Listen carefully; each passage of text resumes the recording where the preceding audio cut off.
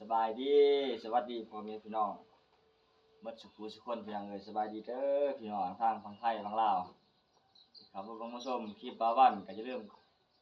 กดติดตามเป็นกำลังใจเด้อพี่น้องเอ้ยก็มื้อนี้ก็มาหาพ่อพี่น้องเอ้ย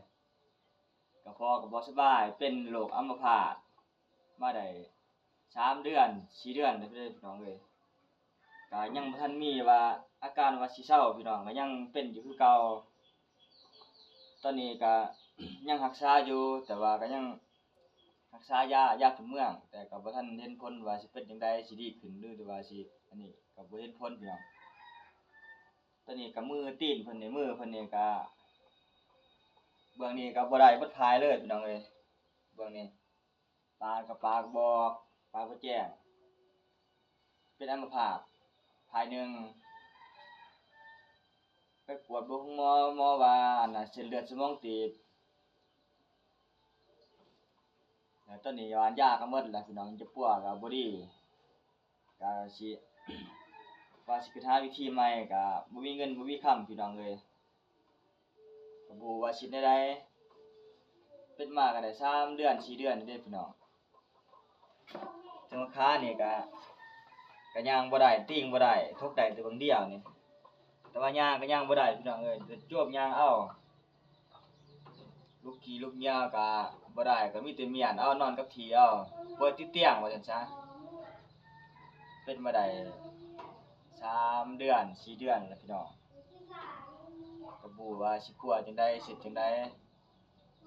ฉะนั้นแล้วจะขอฝากพี่ฝากน้องเบิดทุกผู้ทุกคนที่เข้ามาเบิ่งมาชมก็ขอความคิดความเห็นจากพี่จากน้องว่าสิปีนปัวจังได๋พี่น้องเอ้ยก็ขอนำผู้ใหญ่ใจบุญพี่น้องเอ้ยเข้ามาเบิ่งมาชมผู้ใหญ่ใจบุญเพิ่นมีความคิดเห็นจังได๋ก็ช่วยเหลือเด้อพี่น้องเอ้ยตอนนี้ก็ปัวมาก็ได้3 เดือนปลายแล้วก็ยังบ่ทันดีพี่น้อง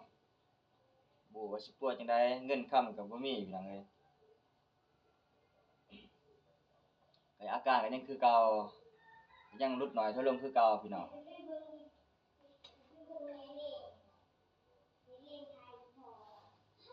ก็โดนแล้วบ่ได้มาเบิ่งเพิ่นแต่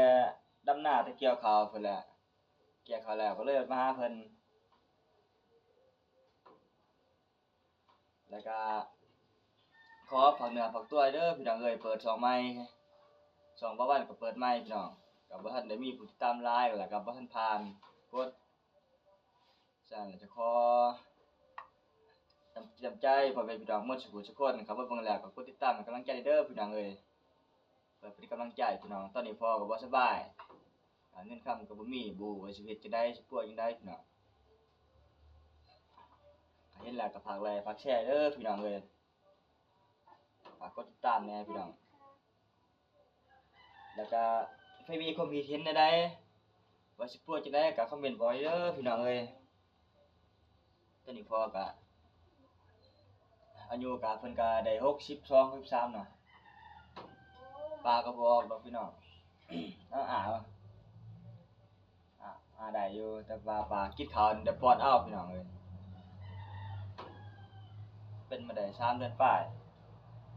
ก็บ่ทันได้ย่าง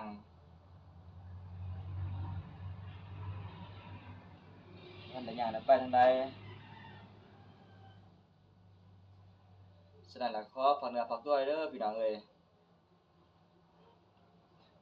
ก็สิบ่มีหยังหลายพี่น้องก็สิมีแต่ส่ำนี้แหละพี่น้องเอ้ยขอขอบอกใจเด้อพี่น้องเด้อ